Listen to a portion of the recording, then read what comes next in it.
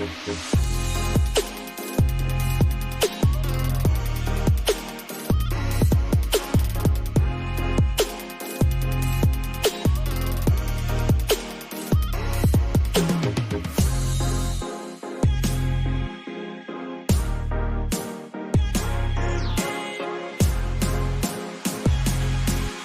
afternoon, everyone, and welcome to On the Spot Motorsports Media. We got a great show tonight. We have Jack Korpela joining us from CycleDrag magazine. But first, we would like to thank our sponsors that make everything happen, and then Jack will be joining us here shortly. Hey Tornado fans, this is Kurt Miracle of Miracle Automotive and Towing, proud sponsors of Tornado Football. I want to welcome you to beautiful Stark, Florida at David Hurst Stadium, and thank you for letting us be a part of this community. We're here for more than your automotive and towing needs. We're here to be part of Tornado Country. Go Big Red!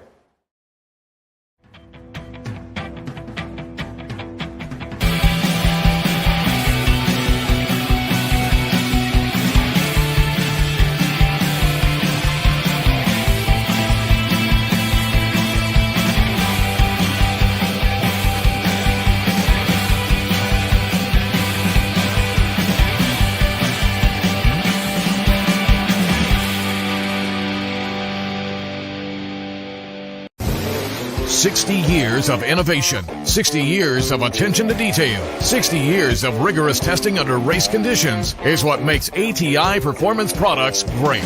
ATI has been helping racers like you reach the finish line first. Today, we manufacture a wide range of high-performance parts that are track-tested and race-proven. We're passionate about performance, and that passion is what drives you to the finish line first. See everything ATI has to offer at ATIRacing.com. Good afternoon, Jack. I want to thank you for taking time out of your busy schedule as well. We all know this business moves very fastly from week to week, from event to event, and we're glad to have you on here tonight to talk a little bit about CycleDrag.com and also talk about, in general, NHRA Pro Stock Motorcycle. And, of course, we also want to talk about some of the special events that went on this past weekend at Route 66 Raceway. No doubt. Thank you so much for having me, Mitchell. You know, I'll always make time to bench race with you. It was great to see you at Gainesville Raceway at that test. That was a preseason test session I saw you at. Where is the time gone? We're already a third of the way through the season. It's just flying. I can't seem to keep my days straight anymore, but Chicago was a great time, so I'm excited to kick it around with you. Nice swag collection behind you, by the way. That's great. Thank you. You got the Capco shirt. You got the Jeg shirt. You must be there. Stuff up there. Are you kidding me? Is that a close call on gel jersey? Where Yes. You either have a lot of great friends and a deep Rolodex, or you spend some money on eBay. Actually, I bought that from George Bryce. I've known George for quite a few years, so he gave me some help on some pricing.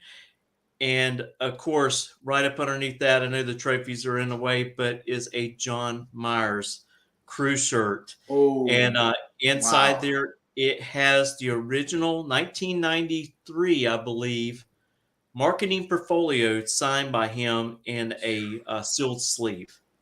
My gosh, just one of my heroes, a legend, gone way too soon. Had the opportunity to have a conversation with him when I think I was in maybe 6th grade, and I just remember him being so hospitable to my father and I. He was busy at a race, and my dad was talking about a two-stroke that my dad had, and I remember John Myers was so interested in that, and just an awesome guy. He left us way too soon. And speaking of Angel, I saw her this past weekend at Route 66, so it was great to see her back. She's now a brand ambassador for Mission Foods, doing a great job, so it was wonderful to see her. Yeah, it's great to see her back out at the tracks. You know, we all know that she would rather be on a motorcycle right now. I hear some rumblings. There's maybe the possibility of her starting her own team. I don't know if that's going to happen, but it's great to have her out, and she's doing a great job for the Too Fast, Too Tasty Mission Challenge. A very, very great event that they have tagged in to our drag racing events. Yeah, I think so as well. I mean, We know that she's very marketable. She's very talented. And right now with the climate in pro stock motorcycle, it's not quite like it was 20 years ago where we saw 30 bikes trying to qualify for Gainesville. She could put something together, and there's enough motorcycles on the sideline right now, some really fast motorcycles that if somebody came up with a little bit of funding and gave her the right opportunity, she could turn some heads. And we do know one thing about Angèle, a couple things about Angèle. She loves a challenge, and she is very headstrong. So she could be out to prove a bunch of people wrong and maybe have a little chip on her shoulder if she gets back behind the handlebars. I would definitely like to see it. Yeah, she definitely has a lot of talent left. And also, speaking of another pro stock motorcycle drag racer or rider, however you want to call it, Peggy Llewellyn making a debut back after a long hiatus. I got to ask you, were you in the know? Did you see this one coming, or were you as surprised as me? I knew it was coming. I just didn't know when. Even me and George Bryce had talked about it, and he was telling me that, she was actually getting back in shape, getting back on the bike, and really practicing hard to make a comeback. And glad to see her back. No doubt. That was the biggest surprise of the weekend for me. I never met Peggy before. We're friends on Facebook, so occasionally I would see her make a post that she was going to get back into it, would exchange messages. I followed her way back when, but I had no idea until I was walking around the pits just digging up some stories, and I asked Greg Underdahl, who's riding for you this weekend? He went, Peggy Llewellyn. I said, what? So I went over and talked to her, and I took a picture of her right away, put it up on CycleDrag Instagram and CycleDrag Facebook, and that picture was my most viewed content from Route 66. Everybody seemed to really love it. So kudos to her. She seems like a very nice person and still clearly has the talent. Yeah, definitely. Super nice person. I met her back when she was racing with George Bryce, and they were being sponsored by Rush back then out at Gainesville. And man, that's been some time. I don't want to tell my age, but it's been a little while back there. But just a very nice person. Also, someone who's very marketable that someone can use to help push their products, and that's what marketing is all about anyway. It's, a marketing partner coming in to help you, and you're helping them out the same way. So it was definitely great to see her back. Yeah, it really was. It was a lot of fun there at Chicago, and having the Top Fuel motorcycles there add the little extra intrigue and cachet for me. So it was a blast. It was also interesting to see how NHRA would be received, being that they had not run a national event there since 2019. So I'm very interested in the live event business. It is so mystifying and it's so difficult, especially in this day and age, to get people to show up to anything, concerts, WWE, UFC, NFL, anything. It is so tough in this day and age. So I was paying close watch on the type of turnout they got and how NHRA was being received in Chicago. It looked pretty good.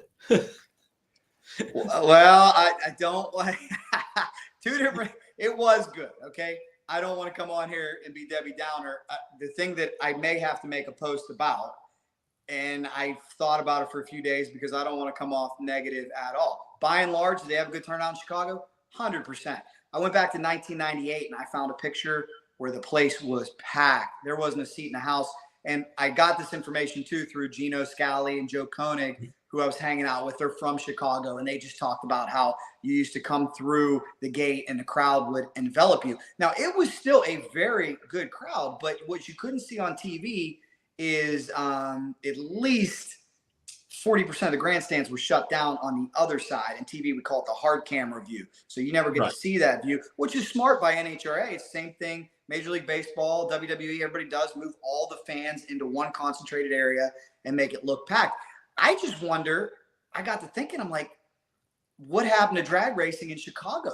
That it's a huge market. I think it's media market number 4 or 5. There's pent-up demand because NHRA hadn't been there since 2019. I'm just curious why, what have we lost from the golden age? That was a question that I posed to Joe and Gino, and they really didn't have an answer for me. So I don't know. It was still, by and large, good turnout, but just not what it used to be. One of the things I think might have happened, it kind of happened pretty suddenly, and maybe it just didn't get pushed as much, since it's kind of a last minute deal to put it on the schedule, and maybe that kind of hurt a little bit. But I think, hopefully it's back there and it's going to be back there for a while. And that's going to re energize fans, especially in Chicago and the Illinois area, to come back out there to Route 66. I mean, it's a great facility. Uh, it just kind of hurt a lot of people when, 2019, that was the end, and a lot of let the what if, in a lot of people's heads, what if, what's going to happen, and with other tracks closing, this one reopens, and it just keeps the NHRA spirit alive and well. I agree. I agree. And like I said, this is, they set the bar pretty high in the late 90s. So if this was a brand new facility and you asked me to assess the turnout, I'd say it was jam-packed, awesome, great. We always compare it to the days of yesteryear, but that's something that I've noticed that's going on where, shout out to some very astute pundits like Bobby Bennett from Competition Plus and Brett Kepner, and God bless them. And I love those guys and they're so respected, but the knee-jerk reaction thing to do now is anytime there's a quote-unquote sellout, which I think that's maybe a little bit of smoke and mirrors terminology with drag racing, but they'll post a picture and say, there you go, haters, drag racing is dying, isn't it? And of course, everybody, wow, wow, wow. And that is true. Gainesville is growing and it's always going to be strong. Indy's always going to be strong. But the reality is in some of these markets, there's decline. And that's not just NHRA, that's NASCAR, that's happening across the board. So I guess the big question is how do you bring them back, if ever? I know, like I said, NFL's a juggernaut, and even they are trying to improve the in-game experience, the live event experience, because it's such a good show to sit home and watch it on TV that it's tough to get people out to some of these stadiums. Well, I'll talk to a lot of people. They really enjoy NASCAR, and they like going to the events and stuff. And they like going down in the pit area. I was like, well, how much did you spend extra to go down in the pits? And they would give me the price. And I said, you know what? Go to an NHRA event. You don't have to pay extra money to get in the pits. You can actually buy a general admission ticket, sit on the other side of the track, but you can still walk around and walk through the pits, see the drivers one-on-one, get their autographs.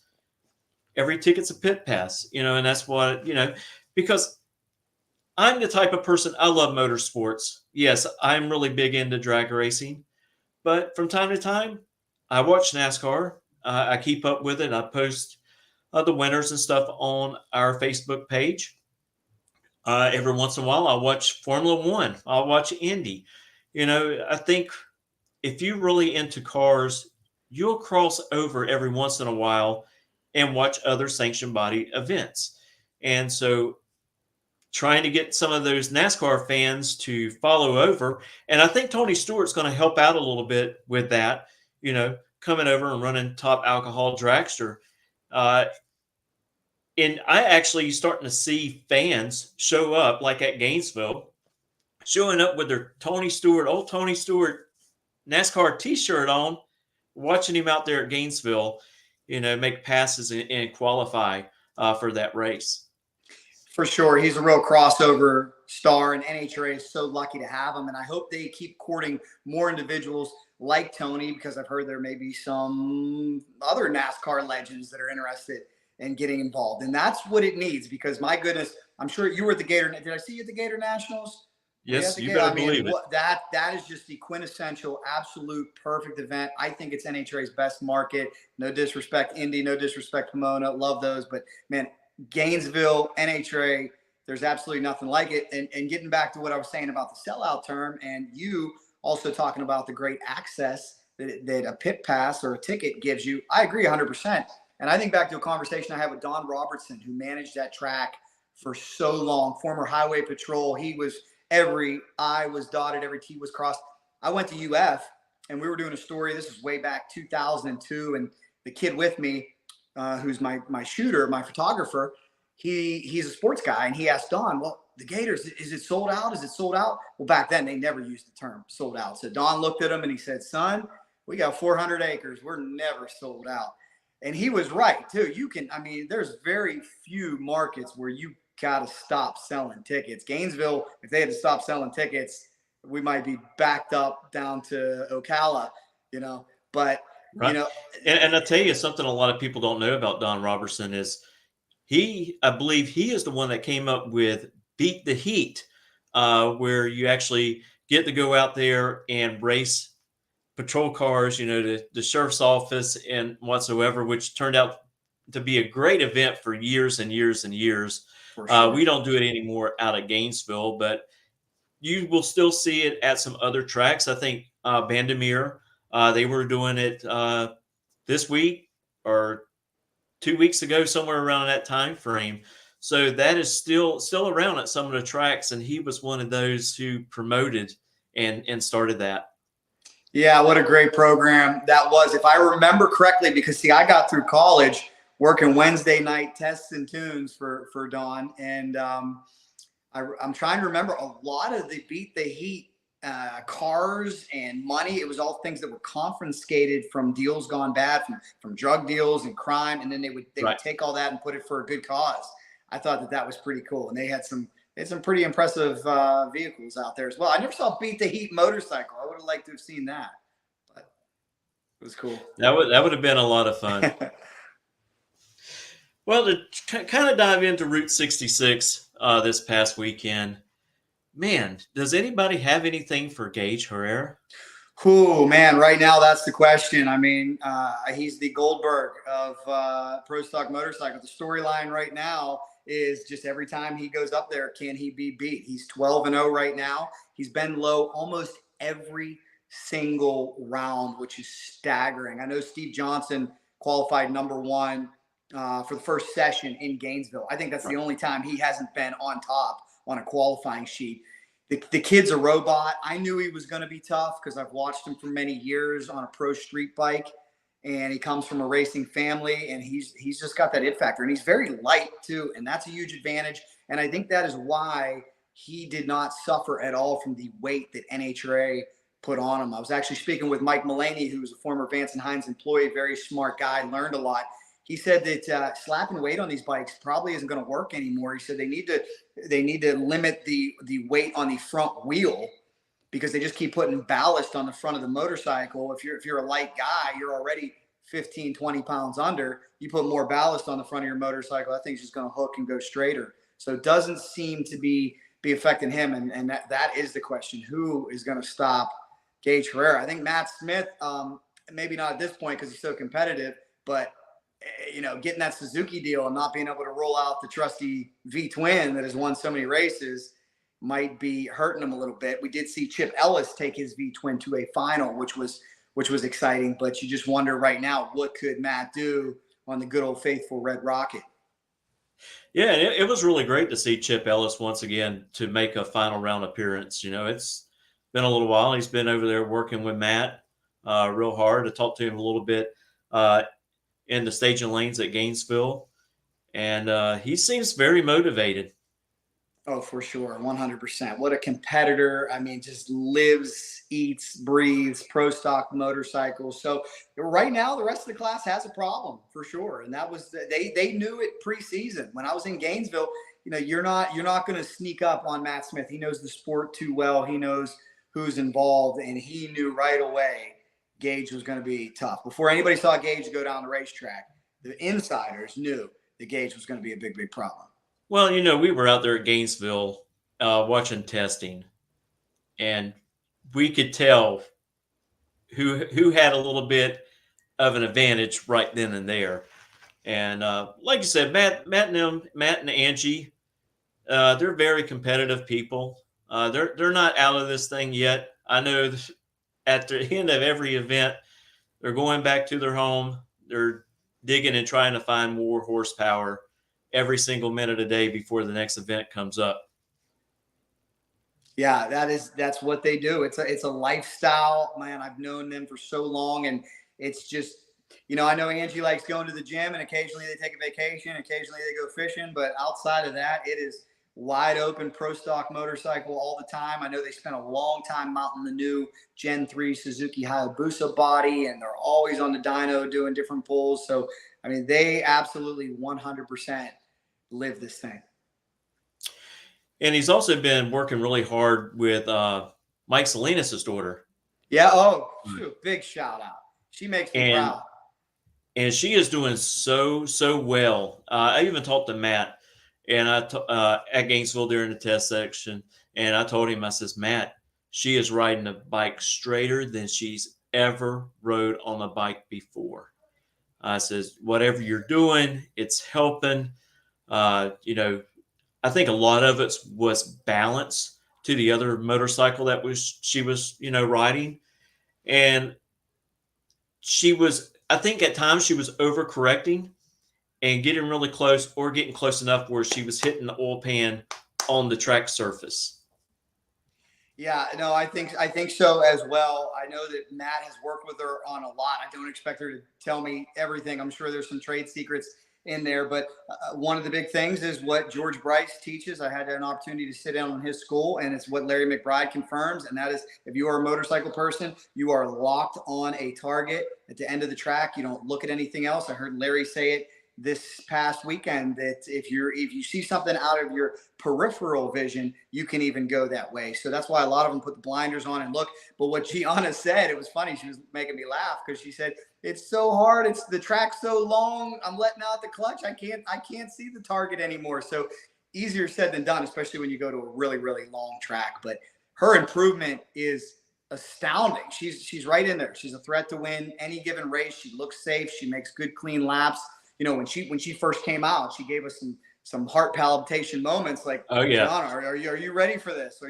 These things are for real? But she just didn't give up. And shout out to Greg Underdahl and Gary Stover and Karen Stover worked with her. They got her to a certain level, and then you get to work with a Matt Smith. I mean, what better riding coach is there than Matt Smith? That, you know, guys like George Bryce, awesome. There's so many awesome guys, but when you get the opportunity to learn from somebody who has won the last 3 championships and is still currently doing it, that's pretty impressive. And Matt showed he's a great teacher as well.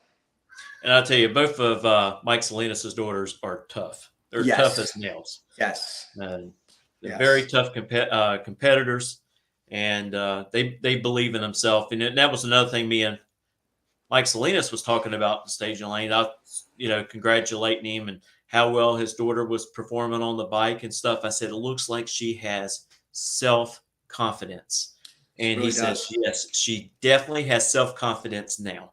And he said that might have been a little bit of the issues, was the self-confidence being on the bike. Yeah, and I don't blame her. If you go, I don't know if you've ever ridden, but you go down 1 or 2 times, it'll hurt anybody's confidence. I mean, and Gianna, trying to figure out what really drives her. She's one of those people where tell her she can't do something and she'll be more motivated to do it, because so many people told her to quit. The internet got very loud with the nasty haters who always attack all of us every single day because they just want to be nasty anyways.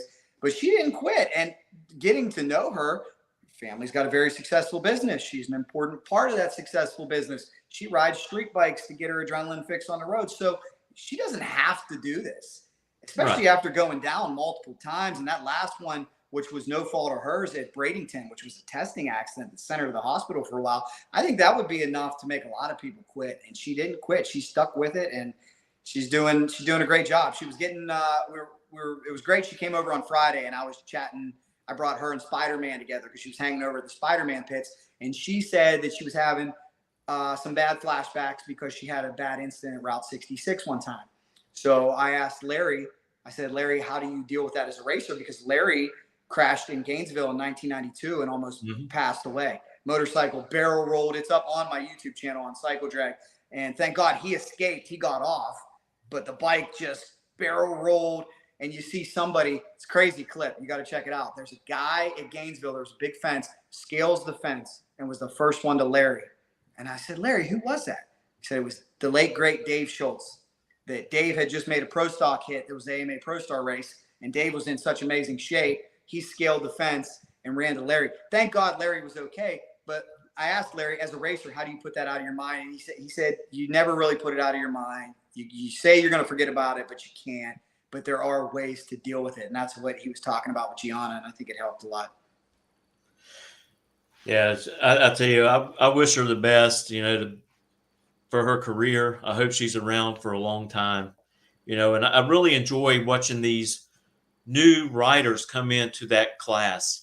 We talked about Gage, of course. We have her, and we have Chase Van Sant, another great young man that's doing really good, doing great things.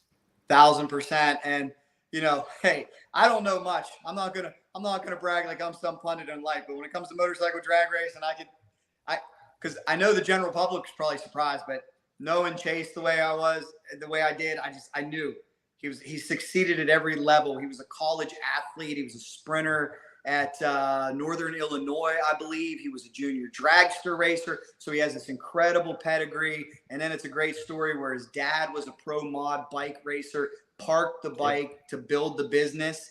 And then when Chase graduated, they said, all right, well, let's throw you on this 1990s bike and go race in the state-of-the-art 460 category. And Chase just immediately became one of the best out there. So when those guys started hanging around the White Alligator Racing trailer last year, I knew it's not going to take long. Chase is a robot. He's light. He's athletic. And I think once you have that competitive mentality and you're just constantly laying awake at night thinking of ways to get better, you're going to succeed at something. And that's how Chase operates. He assesses what he's done, and then he goes back and immediately says, what can I do better? How can I improve? And it's the mark of a successful competitor. There's one other rider I want to talk about. She's been around for a couple of years now, and things are looking like they're starting to click. She's doing a whole lot better. She's running now in the 680s, and that's Kelly Clocks. Yeah, absolutely. Kelly's another one that I've known for a long, long time. I'm going to date myself because 2001, I got a call to go announce at Maryland International Raceway, and Kelly was local to the area, and I believe that's where she met her husband, Chris. They're both successful bracket racers. And then when I was running an organization for a little while, we would work closely with Kelly because she would do something called Paint the Quarter Pink, because it was a breast cancer fundraiser, and it was an all-female race that Kelly would be a part of. It would raise a ton of money. I know that cause is near and dear to her heart. But she's always a successful competitor. I was surprised when they sold all the bracket bikes and went pro stock racing, because I'm thinking, oh man, NHRA is awesome, pro level's awesome, but I know they had so much fun as weekend warriors at their local track. I'm like, is this going to last? But they've really made it last. And I was talking to Eddie Krawick, and he gave them a big pat on the back because he said with her marketing skills, the different sponsors that she's picked up, she's really turned it into a $500,000 program over there with everything that she's been able to accumulate throughout the years. So that's the beauty of NHRA drag racing. That's not always about wins and losses, because God bless Kelly, she's only tasted victory a couple times out there because it's that tough. That's no knock on her. It's just that tough. But she's been able to be a good ambassador for her sponsors and get a good following on social. So she just keeps building and building and building. And kind of like Steve Johnson, we saw him slump forever, and then one year he just takes off and catches fire. That could be the same thing that happens to her as well. She could kind of just build her program, and then all of a sudden one year Kelly starts winning a bunch of races. I could see it happen. And I tell you, at Gainesville, she was super excited because she made a career best there. And you could just see, man, the smile was from ear to ear. She was going around to the fans, giving them high fives and jumping around. Just the electricity in the pits was unreal there for her and Chris. Yeah, it's great to see a dream come true. It's great to see people out there really, really enjoying it. I mean, so much work goes into this. It's such a mystifying sport. Having just been with the great Joe Koenig, Trimtex, who won a 2003 championship with Gino Scali. Joe, he puts things in perspective, because we went to Waldo, Wisconsin, and we went dirt bike riding for 2 days. I'm still sore. You might have to carry me out of here. Joe's a maniac, kicked my butt. I don't know how he does it at 65. But he rode races in the SCCA, and he's been involved in a lot of different motorsports. He brings up a good point that he says, hey, when we won that championship, we added it up from burnout to finish, the entire season, testing included, and it was less than like a half an hour of runtime, which is crazy. If you think about the few chances you get in this sport where he's like, we're going to kickstart the motorcycle and within one lap on his trails have 30 minutes of runtime in that. You don't get many chances in this sport. So when you see somebody like Kelly Klontz get so excited over one run, you got to realize that's years worth of work culminating right there. Definitely. Let's talk about the special thing that happened at Route 66 with Larry McBride. Oh man, loved it. Absolutely loved it. It's special to see him out in the NHRA. To give your audience the backstory if they don't know, Top Fuel motorcycles were once a part of the NHRA as exhibition only. And unfortunately, that went away around 2000. So Larry McBride then found a home in AMA Pro Star, which would then become Drag Bike, which would then become the Man Cup. Gainesville was an important stop. I swear, Larry's got more fans. Some of those November Gainesville races, I don't know if you ever had a chance to see them, but they were just absolutely awesome. Well, unfortunately, what we're seeing in the drag bike world is, as I talked about, a little bit of decline. These series, some of them went out of business, some of them weren't around. So as Larry got older, I just went on this mission of how do we get this man back to the NHRA? Because that's where he deserves to be. He deserves to be in front of the big crowd. And I remember the way that it started was I saw Glenn Cromwell, the president of the NHRA, at a Supercross event about 5 years ago. And just shook his hand. And talk about a who's who. I'm sitting in Anaheim, Supercross with Jeremy McGrath, Jeff Emmett, Glenn Cromwell. I'm like, this is amazing. And I just told Mr. Cromwell, I handed him a CycleDrag picture with Larry McBride. And I just said, sir, if we ever get a chance to talk, I'd love to talk about this guy. He said, I remember him. We worked with him. That got the ball rolling. And Larry came out to California. We went into Glendora. We had a meeting with everybody and hashed out the deal. Unfortunately, COVID hit and everything. So we had to wait even longer. But last year marked Larry McBride's return, Top Fuel Motorcycles return to the NHRA for the first time in more than 20 years, and just magical. They got 2 events last year, so sorry, long answer to your question. To get there this year for the 3rd time in 20 years, really, really special. It brings a tear to my eye to see McBride and Vantine's trailer right there in Nitro Alley. NHRA really takes care of these guys and makes them feel special, which I think they deserve because the response from the fans was great. It's like Joe Koenig told me that Top Fuel cars are crazy, but that Top Fuel bike, are you kidding me? Who does this on 2 wheels? Nuts. So it's definitely something to behold. Yeah, and they just don't wear leather jackets either when they're on those motorcycles. A lot more than that. There's a lot of things to think about. And if you ever watch any of my videos, not trying to be inappropriate or anything like that, but let me just tell you what, having sat on that bike, you have to make sure you're positioned real well as a man, or it hurts to sit on that bike.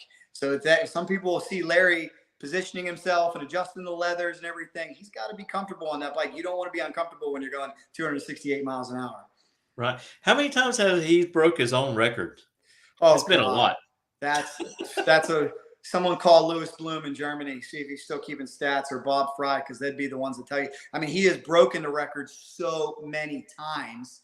I can tell you this, in 2019, he went 550 at Valdosta, and that seems to be the unreachable star, because I was talking to him today about it. Conditions were perfect. The bike was set up perfect. The bike just hauled absolutely beautifully, and haven't been in the 550 since. He's been in the 560 since, which is impressive, but you wonder how long will it take to get back to the 550s. He told me today, he said he thinks the 540's in it. He said, we hit the right conditions. We got the 540, but he has broken his own records numerous times. The last person to hold the record outside of him was a guy named Peter Svensson overseas. Where is he from? Sweden. He had the record at 571. I know Spider-Man chased that for 3-4 years until he finally got in the 60s.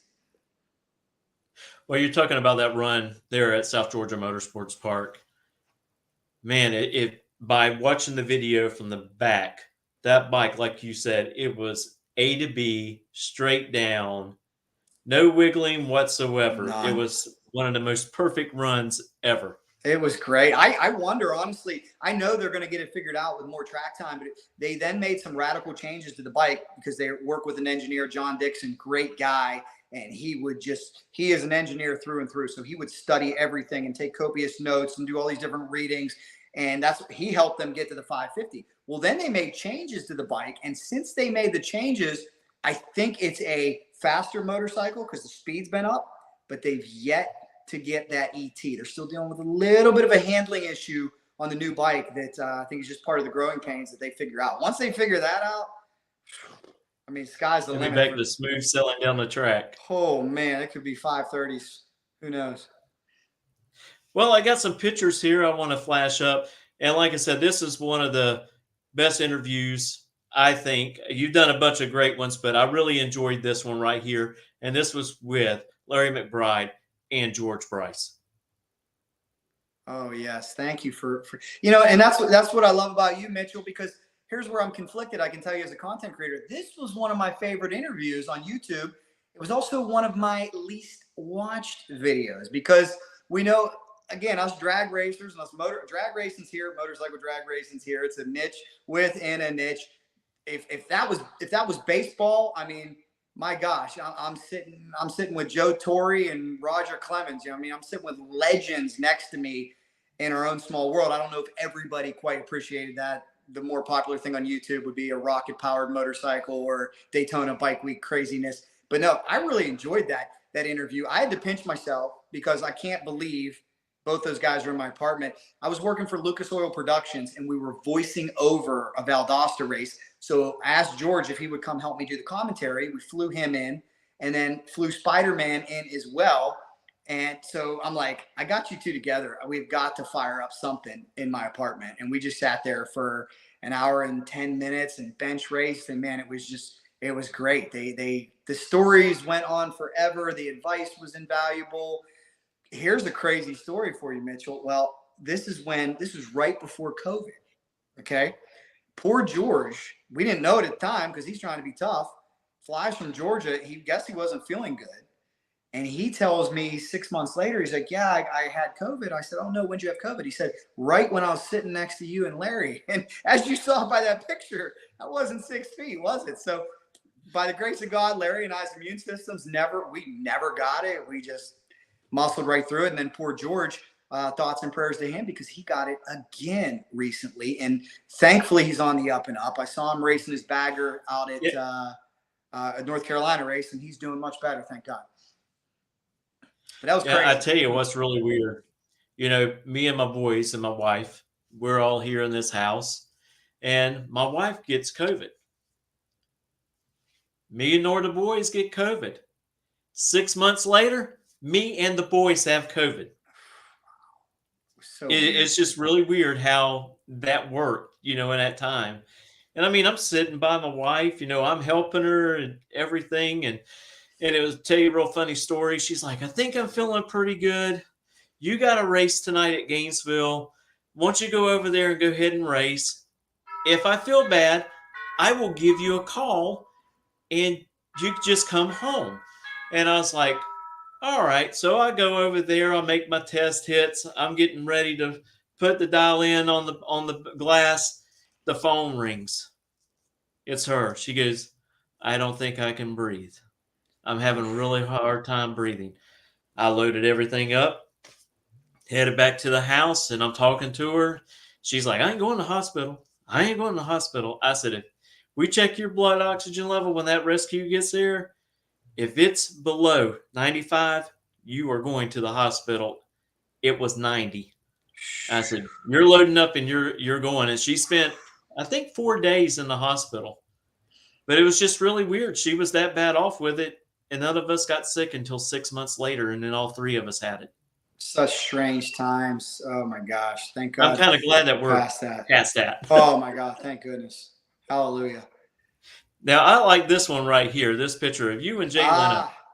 That was recent. That was so awesome. I have been trying to get that interview for about a year because I was out in California. And I was out in California living for 3.5 years and then decided what would be next. Me being the old Gator boy, my choices were go home to Pittsburgh, where I'm from, love it, but hate the winter, which lasts 6 months. I said, I'm going with Mitchell. I'm going back down to Florida. So because I moved to Florida, it was hard to make that Jay Leno interview happen. I was out there calling a live stream for a dirt bike race, and his people were so awesome. They gave me an opportunity finally, and we were supposed to get 15 minutes total.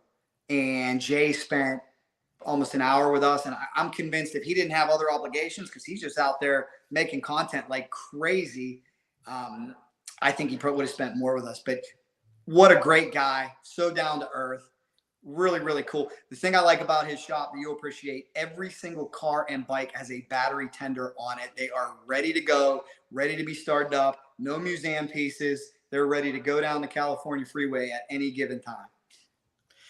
Yeah, he's a man that collects automotive history. That's the way I look at it, you know, and he drives everything that's in there. It's really funny. You know, he'll break out the steam engine, you know, car and drive it down the road, which is pretty entertaining. Yeah, no doubt. I'd love to get him to a drag race someday. I know he's taken a lot of interest in drag racing, but just an awesome guy, and that was a great experience. It really was. Had a good time. Hey, maybe we can get him interested enough to sponsor his detailing products on one of these motorcycles. That would be cool. I've heard a lot of people. I didn't even really know about his detail products till I went there and I saw that's what his team was using, and it looked like they were doing a fantastic job. His team was super cool too. You can tell he's got like this loyal group of people that have been with him forever. You know, back pre-Tonight Show days. And they're just so happy to work for him. They're like, he's the best. He takes care of us. We'll do whatever he needs. Sometimes we're not even busy. We try to look busy, and he doesn't care. This is the best job in the world. Man, it kind of makes me want to leave my job and go there. I know, right? I know. Work on a bunch of cool cars all day and shine a bunch of cool bikes. But it was really, really cool. The thing that I was surprised about, now I'm here in Clearwater, Florida, and we have the great Paul Tuttle who moved down here. You'll have to come, by the way, if you ever get a chance, the OCC Roadhouse where a bunch of his choppers are on display. I wanted to ask Jay about Paul Tuttle for a little cross promotion, because I remember when I was a kid, I watched the Tuttles come on the Tonight Show, and Jay kind of playfully jousted at them because there's a famous story of Jay breaking down on a California highway. He didn't like the way the OCC chopper was put together. So I asked Jay about it in my interview. Whoa, Jay, he did not pull any punches, and normally you can't get him to say anything bad. I tried to stick up for Paul. I said, well, you know, Paul says those choppers weren't made to go across the country. Jay said they weren't made to go across the bar. But I think what happened there, no disrespect to Paul Tuttle, master creator. I love what he does. Oh, yeah, I think definitely. At one point they were producing too many bikes that weren't going through the proper QC channels, maybe. And I think now you got Paul still building quality product if it's just him and one other person. But you remember how hot OCC was, right? Oh yeah, I mean they had some beautiful bikes, just beautiful. I remember the one that they done for was it Chopper, the lawnmowers? Yeah, they done one for them to be displayed, and that thing was really nice. If you come down to Clearwater, we'll take you in. They got the FDNY bike that's a tribute to all the firefighters that passed away during 9/11. Awesome. There's a piece of rebar, I believe, from Ground Zero that's welded to the tank. It's a really, really cool bike. And then what they did down here in Florida is people got so excited that it was coming. All the first responders started sending their patches and pictures and fire helmets. So they have this big collage paying tribute to all the first responders. Yeah, that's awesome. I won't be too far from you next week. I'll be in Orlando. You'll be in Orlando. No, you are. Tell me a little bit more about where you're at. Are you in Florida, or am I incorrect? I am in Florida. I live in a small town called Stark. I know Stark well. We won't give out your address for all your fans. They'll be sitting at your porch. I don't want to get you mobbed by autograph stickers tonight, but I know Stark well. Nice little community on the way to the Jacksonville airport, I think, right? If you go on the way to Gainesville. Yeah, it's right kind of in between Gainesville and Jacksonville. Don't speed in Stark. Don't speed in Stark. Don't speed. But, we do have a bypass down, so that kind of helps with traffic during the Gator Nationals and, of course, the football games. But it's growing. It's growing little by little. I mean, they're talking about another 250 homes being built this site and 250 homes being in this site. And we're starting to get more and more companies looking at our area, wanting to move in. So it's what we need, because if we bring in those big businesses, I've talked to our commissioners before. We need those big businesses because that helps generate a lot of tax revenue. And once you have big jobs in your neighborhood, people do not have to leave and drive out of town for work, because work is right there. And then, hey, when people need gas, the tax revenue's there. They're not buying gas in another county. So I'm really glad that it's growing. We just had a new hotel built. I think it's a Holiday Inn Express. So that will actually help fans coming to the track for the Gator Nationals, another place to stay if they don't want to stay all the way in Gainesville. And if I can just get them to try to work with a couple of teams to promote the sport in our town, I think it will help draw a little bit of a crowd as well. I even tell some of the crews, hey, if you don't want to wait in long lines over in Gainesville to eat, why don't you just come 20 minutes to start, go to a nice, decent restaurant and sit down and eat. And I guarantee you 90% of the people won't even know who you are. That's right. So you 100%. won't be bummed 150 questions while you're trying to eat your steak. 100%. And that's why I love Florida. I think it's such a great state. And there's so much diversity. I don't know if people realize how big this state is, and what you see down in Miami versus what you see in Ocala versus what you see on the West Coast in Clearwater versus Daytona. Every little pocket is so different. I don't think any people realize how rural it gets in the middle of the state. I know I certainly didn't as an 18-year-old. I told all my friends, hey, I'm going to school on the beach. And then I realized, no, I'm going to school in the swamp of Gainesville, Florida, which was still a great experience, but it was quite a ways to the beach and quite different. Reminded me a lot. I almost feel like Gainesville is almost like South Georgia in a way. And I tell you, Gainesville is growing massively. Big time. I mean, we're having 7, 8, 9-story buildings going up left and right down there around the university for housing. So it's really weird, because as growing up, that area, there was hardly nothing.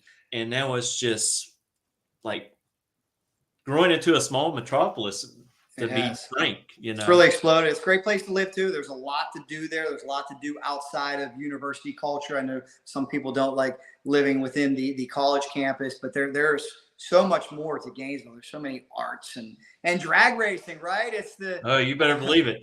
It was funny. I had Big Jeff, Jeff's sponsor, Cammy Caruso's car at Charlotte. And I had him come up because his store and everything is down on Ocala. So I had him come up and join me at Gainesville for a bracket race and kind of interview him and talk about racing as well. And he'd done a little bit of interviewing on me for his little podcast. And it turned out really great. And he's like, man, he says, is there any downtime? I says, there's no downtime in the state of Florida. I said, we pretty much race from January all the way to December, and boom, we're back starting a new season in January. I said, it's always like that. I says, that's the great thing, because if you live north, you'll be lucky if you start taking your car down the strip in May. Yeah. Because they're still dealing with some spring storms, still a little bit of snow. And, that's the big advantage that we have. You said it 100%. And I've had the luxury of moving around a lot of different places. Sometimes it's a luxury. Sometimes it drives you crazy, but chasing that TV game since I was 18, but I've been in so many different zip codes. That's why I say Gainesville's NHRA's greatest market, because I've been to all of them. Indy is awesome. I feel like in Indy, you are overshadowed by other forms of motorsports.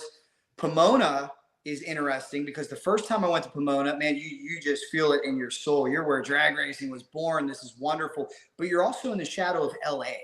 And you get the sense that 90% of the people in that major area have no idea there's a drag race going on. Where compare that to Gainesville. When NHRA rolls to town for Gainesville, it is the show. The red carpet comes out.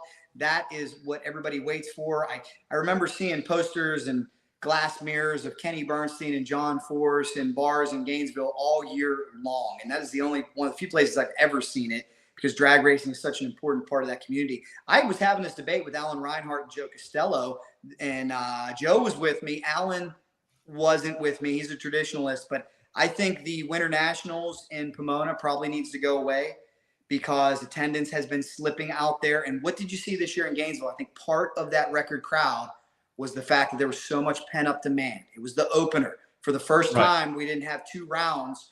No, this was it. It wasn't just the East Coast opener. It was the opener. And I've always felt like NHRA's offseason might be a little bit too short. So then from a marketing standpoint, I think you chop the Winter Nationals, which a lot of people will be cringing, oh, man. But then imagine the demand for the finals, which they need. Because I was talking about it with Matt Smith, that for some reason in the last few years, the right lane grandstands in Pomona aren't filling up. That massive left side is still strong, but they used to fill both sides. It's almost the Chicago effect out there. And don't know 100% what to attribute it to. I know a lot of people have left California. I've heard some say that they think a lot of NHRA fans might have left California. I don't know if that's the only reason. I think just as the sport ages, and I think they can suffer from oversaturation. That, like, I'm against 2 events at Gainesville. I wouldn't do that because you probably could get away with it, but I wouldn't want to mess up a good thing. I wouldn't want one person to think they could miss the Gators because they'll say, oh, we'll catch the next one in November. Yeah, they'll have to decide which one they want to go to. Do we want to go to the spring race or do we want to go to a countdown race? Right. And Pent-up demand makes a lot. There's a reason why the Super Bowl only happens once a year. There's a reason why WrestleMania only happens once a year. I mean, I think very seldomly can you get away with running the same market twice. And I'll tell you, a lot of people like Gainesville because the airport's right down the road from the track, and hotels are not too far. It's all kind of close proximity. And I've talked to people there that was from Great Britain, from Sweden, Norway. I mean, all over the place, Jamaica, South America. And it was great. Florida's a travel destination. We'd say the same thing as motorcycle guys because we used to have start and end the season with ProStar in Gainesville. And then when South Georgia came about, Scooter Kaiser with ProStar, he ended up getting a much better deal with South Georgia, and it would always rain in Gainesville. So he moved the first race to South Georgia. I thought that was a good call. Well, eventually a promoter followed suit and said, well, let's just move them both to South Georgia, which South Georgia had a good race, but I always felt like it never returned to the cachet of Gainesville, that all the Europeans, like you said, would come over. They would make vacations out of it. They would do Garlits. They would do Disney, every restaurant, every hotel, everything you could possibly want. You got a regional airport. You got Jacksonville Airport that's not too far away. Just don't speed going through Stark. And other than that, great. I mean, even Orlando is not that far away if you really want to fly into a big airport. So, well, we did have one town that was a little worse than Stark on getting tickets. And that was actually Waldo. Oh, yeah. And John Force got a ticket there in Waldo, Florida, years ago. These towns, they need revenue. God bless them. It's like, man, you go 6 over, you could be in trouble there. And it's happened to the best of us. Knock on wood. I haven't had one in a little while, but it's not a good feeling. It was quite a funny story when John told it. I bet it's always very entertaining. I bet it was, especially if John had a glass of wine or 2. I'll tell you what, he's looking real good, slimmed down. Another one of my heroes. I don't know how 73, 70. How old is John Force now? I think he is 73. He just had a birthday. It's a hero. It's a hero of mine. Just to be able to endure. I was talking this past weekend too about people that are able to endure this lifestyle for so long. Think about how many races this man has been to his entire life. It's the only thing he knows, but anybody who's ever lived on the road, it wears you out. I know that he's got a nice budget and he can do it comfortably, but still you're away from home. The hustle and bustle that you have to deal with.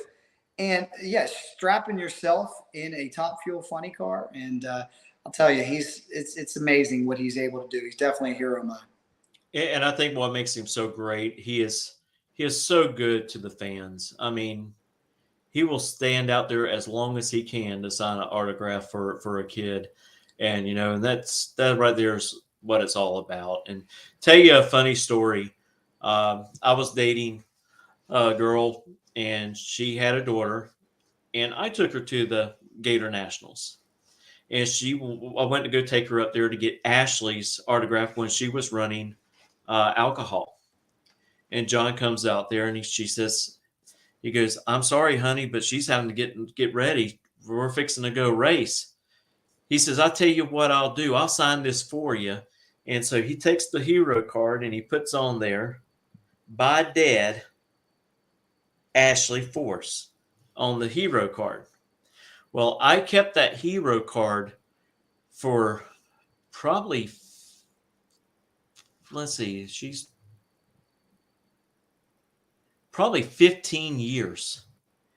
And I called her up one day. I said, hey, I got something for you. She says, what do you got? I says, come by the house. I'll give it to you. So she came by the house and I handed her that hero card. And she says, you kept this all this time? I says, well, I didn't want to give it to you because you were so young, you would tear it up. But now it's something that you can hold on and slide into a picture album or something and hold on forever. But she still remembers John Force picking her up and giving her a kiss on the cheek. That's a special keepsake. Inside that hero card. That's all. He's really won me over. I've always been an admirer and a fan. I haven't really got close to him outside the last 3 years. Working Bill Bader's Norwalk Night Under Fire, got to see him in an intimate setting, and he's won me over tenfold. Because again, as nice of a person as you are, when you were just constantly mobbed by fans, you think there's got to be that moment of, I don't want to do this anymore. I watched John. Some guy must have met him for the first time. Guy was 85 years old. And you could tell this guy was just a little too much. And because John signs, then the guy comes back for a conversation. Then the guy comes back for a conversation. Well, there's a big, long line. Comes back for a conversation. And I'm thinking, John's going to lose it. John's going to tell the guy, look, I got other fans. Instead, what John does, this guy says the right thing to him that tugs at his heartstrings. John takes the cap off that he's wearing, signs it to the guy, says, here you go. Takes the cap off his head and gives it to the guy. And I'm just like, man, this guy loves the people. He loves the fans. He's perfect for that role. He's perfect for what he does. Yeah, and we got a lot of young people that's coming up that's, becoming the same way. And that's the only way to keep our sport alive is to keep focusing on the younger generations that are coming up, because there are future racers. There are future crew chiefs, mechanics, promoters. That's like my son. He has seizures. He wants to run juniors, but he can't. He has seizures. And we sat down with him and told him, said, hey, if you really love this sport and you want to do something in it someday, you can always be a mechanic. You can be a tuner. You can be in marketing. There's so many opportunities in racing, not just NHRA, but with other racing sanctioned bodies as well. There's so many opportunities. You just don't have to drive a car to make a difference. How old is he, Mitchell? He is 10. All right. I'm going to extend an offer to you right now. I'm going to throw it out. I hope you take me up on it. You need to bring him down to Clearwater on a Wednesday night, Showtime Speedway. We're gonna get you guys helmets. We're gonna put you in Flying Ryan Ayler's Mustang. He could be in the coast seat. I'll take care of it. Don't worry. I got you guys hooked up, and I'll let you make a pass. That way he can go down the racetrack with Dad, and I bet he'll just think it's a thrill. That's the cool thing about Ryan's program is he's letting a lot of people experience it that would have never got to experience it, whether it be as a driver or a passenger. And it's fun. You have a good time down here. And every Wednesday night they run a test and tune. Come when Ryan's here, and then we'll really have a lot of fun too. He pops in and out. He's got a vacation residence here and says that the goal is to hopefully move down here. Yeah, I definitely would like to come down there while Ryan's there. I need to try to reach out to him because I like to talk about that program that he runs down there. I think it's a great opportunity for a lot of people to experience. It is. I had a lot of fun. I got to take him down there. I was actually in, he has a little bracket racing shootout and makes you appreciate it. And I saw a lot of people that for the first time gave it a try. And then you're thinking they're hooked. Now they're looking for ways to participate in the sport. Now they view the sport a different way because what we know is bracket racing to the general public. Most of them don't get it. It's very, very boring. But if you become a participant, well, then you really understand it and appreciate it. You know what it means when somebody goes 00 on the tree or runs, one thou off the dowel on the big end. There's mastery in that. There's skill in that. And you really only understand that if you've tried it. Yeah, it's not as easy as what some people may think it is. It is definitely not easy. It's a lot of math. It's a lot of looking at the weather, making calculations and changes. And It's not just you just go out there and put a number on your car. 100%. I wish it was that easy. Sure isn't. It sure isn't. It is a challenging sport, but just like they say about golf, don't pick up a club. You might just get addicted. You give drag racing a try, it might be the same way, because you'll spend the rest of your life in many cases chasing that winner's circle. Well, before we let you go this afternoon, Jack, I wanted you to tell everyone a little bit about CycleDrag.com and all the different things that you cover. You just don't cover NHRA. You cover a broad spectrum of motorsports. I do, Mitchell. Thank you very much for that. I appreciate it. Motorcycle drag racing will always be my home. It'll always be my base. That's how the website, the .com started. Cycle Drag YouTube has really become an entertainment outlet. And now the way media is changing with so many people cutting the cord. I know I watch YouTube almost every single night. So please check me out on Cycle Drag YouTube. Just put up 22 minutes of behind the scenes with Larry Spiderman McBride and Dave Vantine. Larry has a mysterious problem with his bike that we talk about in the video that is very rare for him, that they dive into and try to get straightened out by the end of the weekend at Route 66. Also have Cycle Drag Facebook, which posts a lot of different content on. It's where I share the articles. And believe it or not, thought I was going to be too old for TikTok, even on Cycle Drag TikTok and Cycle Drag Instagram, hitting all the socials like you. So just really trying to entertain people, and I'm constantly learning. I was just talking with somebody inside a business that you can learn the fundamentals of social media, but it's changing too fast to even go to school for it. That the YouTube algorithm, the Facebook algorithm, they change every single day. What TikTok wants might not be what Facebook wants, what YouTube wants. It's so it is just, I admire people like yourself that are out there giving this a go, because a lot of it's just trial and error, and you got to see what people want to watch. And that's what it all comes down to at the end of the day, is people want to be entertained. And I tell you, when I first started this, I was on another podcast that we talked a lot of political stuff and bringing some racers on. And I said, I need something different. I don't need to be bringing racers on while we're talking politics. I says, we go to the racetrack to get away from all that garbage. So me and the other guy, partner, I says, I want to create on-the-spot motorsports media. That way it still ties on the spot with David Rogers. We can be, sister podcast partners, and we hopefully can feed our followers. If some of my followers want to listen to what you talk about in politics, they have that opportunity, and vice versa. And it started out about a little over a year ago. And of course, it's really, really slow to get something started. Sure. So one thing that did help me, I got with Jody Kennedy, which is track manager now at Gainesville Raceway, and sit down with her. And I says, Jody, how would you like me to live stream the races here at Gainesville, all the bracket races? She's like, well, how much money? I said, how about if I tell you it's free? I'm going to be here racing anyway, and I'll just live stream them. I said, I don't have to be in a tower the whole time. And tell you the truth, we started out with one camera from the tower. That's how it first started out. And it just slowly kept on building and growing. People started coming on and watching. Purchased another camera, went ahead and got some receiver transmitters, got them set up, and it just started taking off. I think we're at 3,611 followers. Good for you. And our page traffic is 320,900 Good for you. people. Love it. You're doing a real service to drag racing. That's great. And that's technology. It's crazy. Like what's next, right? If you think about when I was a kid, I tell the story that I used to go to the newsstand, pick up Motorcycle Magazine to read about what happened 3 months ago. Now what do we wait? 3 seconds? So it's like, what are we going to be doing a couple years from now? Talking drag racing in the metaverse with our 3D helmets on? I don't know.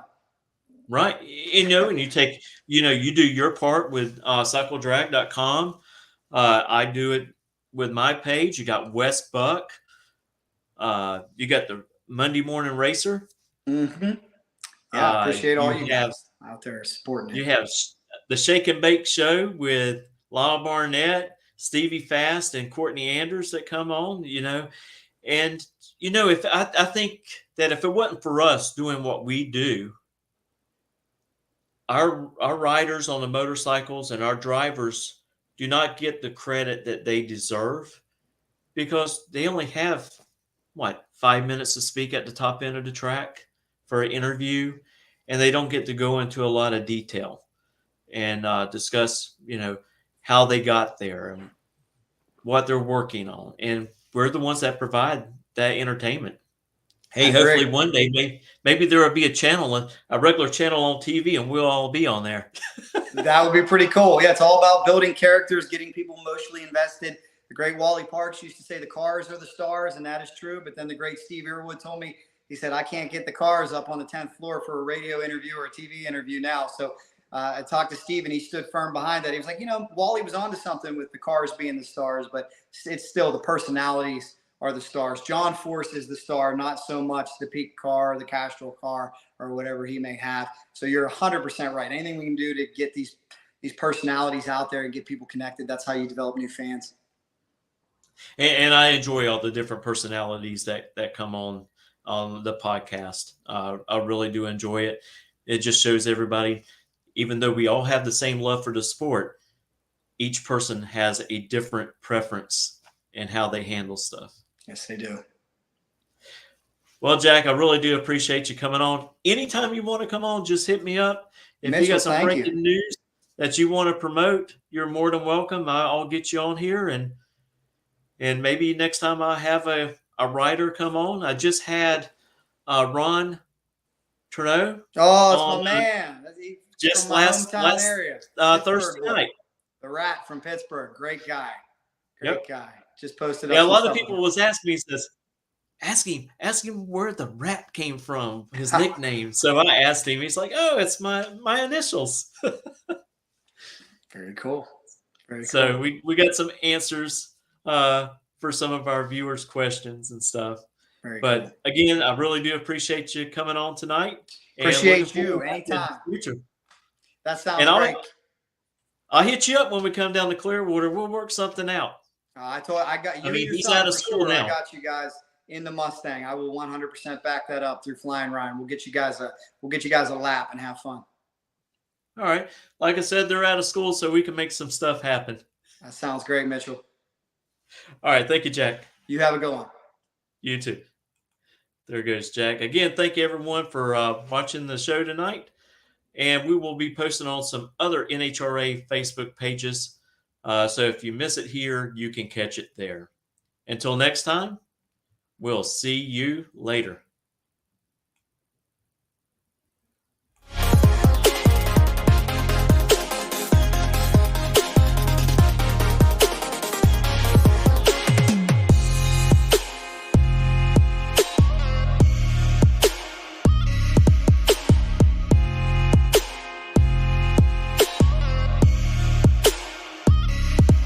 Thank you.